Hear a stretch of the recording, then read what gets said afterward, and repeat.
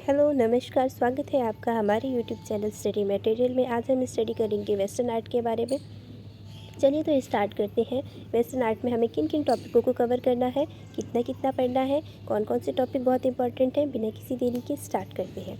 सबसे पहला important topic आता है हमारा प्रागैतिहासिक काल। वेस्टर्न आर्ट का प्रारंभ कब हुआ था? प्रागैतिहासिक काल से प्रारंभ हुआ था। इसके बाद मेसोपोटामिया की सभ्यता का विकास हुआ, फिर मिस्र की सभ्यता का विकास हुआ, फिर आई हमारी एजियन सभ्यता। एजियन सभ्यता के अंतर्गत ही क्रीट और मैसिलिया की सभ्यता आती है।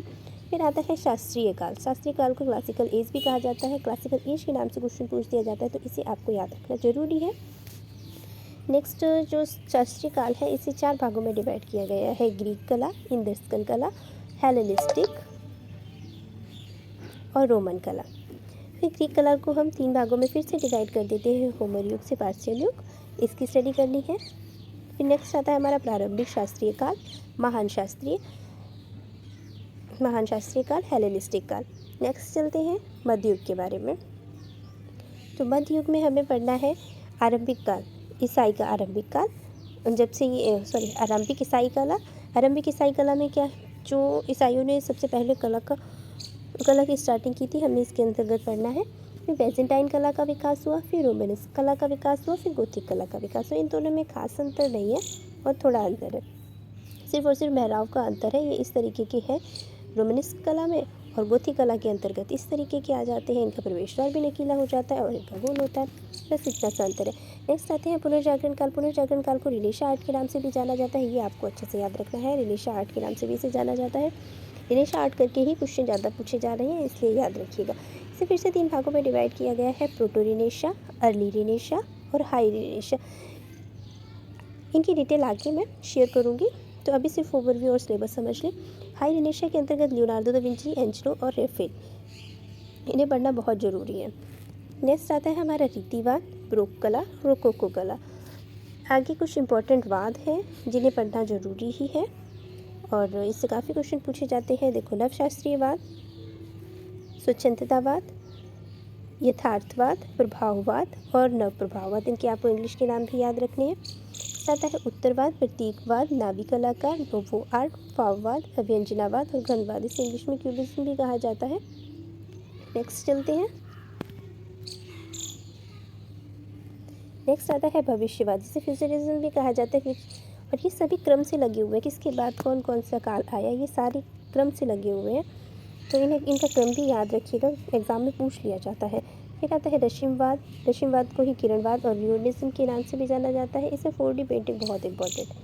सुरीलीवाद, जिसे ऑर्फिज्म के नाम से जाना जाता है, ये सर्वोच्चवाद को सुपरमेटिज्म भी कहा जाता है। रचनावाद, कंस्ट्रक्टिविज्म और निर्माणवाद। भंवरवाद, बर्टिज्म भी कहा जाता है इसे। 1914 में इसका विकास इंग्लैंड में हुआ है। दादावाद के बाद आता है नवलचीलावाद। नवलचीलावाद के बाद आता है विशुद्धवाद के बाद आएगा बाहुसवाद, जर्मनी में हुआ था। इसे बाहुसवाद भी कहते हैं और बाहुसवाद भी कहा जाता है। अति यथार्थवादी ये हमारा इम्पोर्टेंट है ज़्यादा, इसे सीरियलिज्म भी कहा जाता है। ये तो हमारा सिलेबस हुआ। अब हम टॉपिक के ऊपर चलते हैं, स्टार्ट करते हैं टॉपिक। हमारा सबसे पहला टॉपिक है प्रागैतिहासिक काल। प्रागैतिहासिक काल है, इसका आरंभ हुआ था सन 1851 ईस्वी में। प्रागैतिहासिक शब्द का प्रयोग डेनियल विल्सन ने किया था, अपनी पुस्तक में किया था। उनकी पुस्तक का नाम था the archaeology and pre historic annulus of Scotland में इन्होंने प्रागैतिहासिक शब्द का प्रयोग किया था। प्रागैतिहासिक काल किसे कहा जाता है? जिसकी लिखित विवेचना नहीं होती, सिर्फ हम साक्ष्य के आधार पर उन्हें देखते हैं। जो गुफाओं के ऊपर बने हुए चित्र होते हैं, उनसे हम अनुमान लगाते हैं और कार्बन डेटिंग करके उनके ईयर कितने पुराने हैं, इस तरीके से हम उन्हें ज्ञात कर लेते हैं। इस तरह का मनुष्य किस तरीके का रहा होगा, ये हमें पेंटिंग के द्वारा प्राप्त होता है। अब कला शब्द का प्रयोग सबसे पहले कहाँ मिलता है हमें? तो सबसे पहले कला शब्द का प्रयोग हमें ऋग्वेद में मिलता है, जो श्लोक में लिखा हुआ है। ये देखिए, इस श्लोक में लिखा हुआ है कला का। और कला शब्द का सर्वप्रथम यथार्थवादी अगर प्रयोग पूछ दिया जाए, तो वो हमारा नाट्यशास्त्र भरत मुनि ने जो नाट्यशास्त्र लिखा था उसमें मिलता है। उसमें एक श्लोक मिलता है, ना तद्ज्ञानम नाथ शिल्पम ना सा विद्या ना सा कला। ठीक है।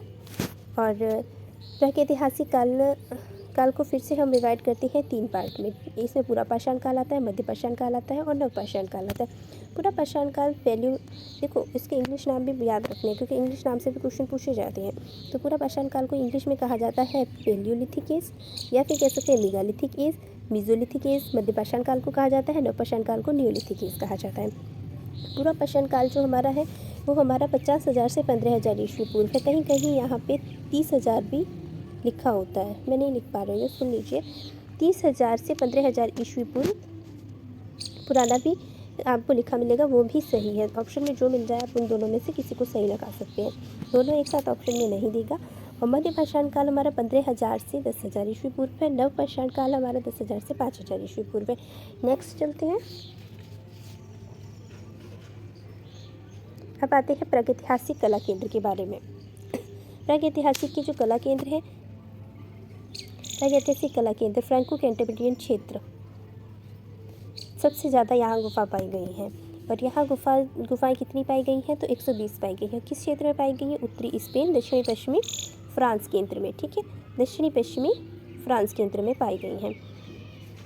अब जो स्पेन की प्रागैतिहासिक केंद्र हैं कौन कौन से? एक अल्टमीरा है, एक है कोगुलनाच गुफा, एक पिंडाल गुफा। कोगुलनाच गुफा और पिंडाल गुफा अल्टमीरा के अंतर्गत। अब इसकी डिटेल ये बहुत इंपॉर्टेंट है, इससे इतने क्वेश्चन आते हैं टीजीटी में, इसे बहुत अच्छे से स्टडी करना है। अल्टमीरा में क्या है? ये विश्व का सबसे प्राचीनतम स्थल है, सबसे प्राचीनतम कला केंद्र है। मतलब यहाँ सबसे पहले खोज की गई थी और सबसे पहले इसे देखा था सन 1869 ईस्वी में। एक शिकारी जब वहाँ से गुजर रहा था तो उसने सबसे पहले यहाँ से देखा था और जो स्टडी की है उस सन 1879 ईस्वी में मार्सेलिनो दा सातोला ने की थी। सिर्फ सातोला करके भी नाम पूछ लिया जाता है। और इनकी जो 12 वर्षीय पुत्री थी, 12 वर्षीय पुत्री ने सबसे पहले यहाँ गुफा में बने हुए चित्रों को देखा था। वहाँ उसने देखा था एक वृक्ष की आकृति बनी हुई है। इस जो गुफा की लंबाई है वो 300 गज लंबी है और सबसे ज़्यादा फेमस है इसमें बाइसन करके पूछा जाता है। और बाइसन को ही जंगली भैंसा कहा जाता है। दोनों में से कुछ भी लिख के आ सकता है, तो दोनों चीज़ें याद रखें। नेक्स्ट है इसमें जो आक्रमणकर्ता महिष चार्जिंग बाइन करके भी लिखा जाता है, ये भी यहाँ पे पेंटिंग प्राप्त हुई है। प्रागैतिहासिक काल का सिस्टाइन चैपल भी कहा जाता है। किसे? सातोला को सिस्टाइन चैपल भी कहा जाता है। इन्होंने कहा था the roof of great hall अल्टमीरा की गुफा में, क्योंकि इनके जो सारे चित्र हैं वो छत पे ही ज़्यादातर प्राप्त हुए हैं। अब आते हैं कागुल नाच की गुफा पर। कागुल नाच की गुफा में इंपॉर्टेंट है काले व लाल रंग के नर्तकी समूह का चित्र। बस इसमें इतना ही, इसकी खोज, इसका सन कुछ भी नहीं याद रखना। अब आते हैं पिंडाल गुफा। पिंडाल गुफा के अंतर्गत ये आपको इंपॉर्टेंट याद रखना है, हाथी का चित्र मिला है जो किससे बना हुआ है? लाल रंग से बना हुआ है। और हाथी के चित्र में एक पान की आकृति बनी हुई है इस तरीके की, और जो क्या दर्शाती है? हृदय की गति को दर्शाती है। अब नेक्स्ट चलते हैं हम।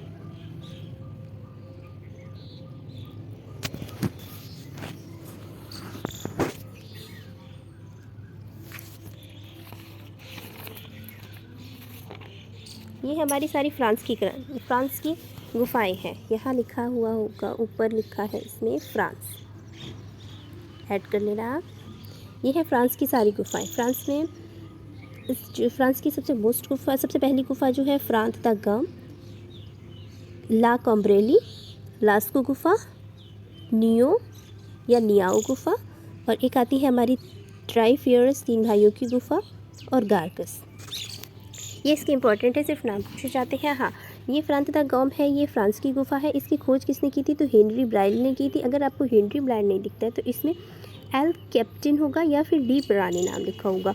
और इसकी खोज कहाँ पर हुई है? तो ये हमें जो गुफा मिली है ये ब्यून घाटी पर मिली हुई है। इसकी खोज हुई थी सन 1901 ईस्वी में।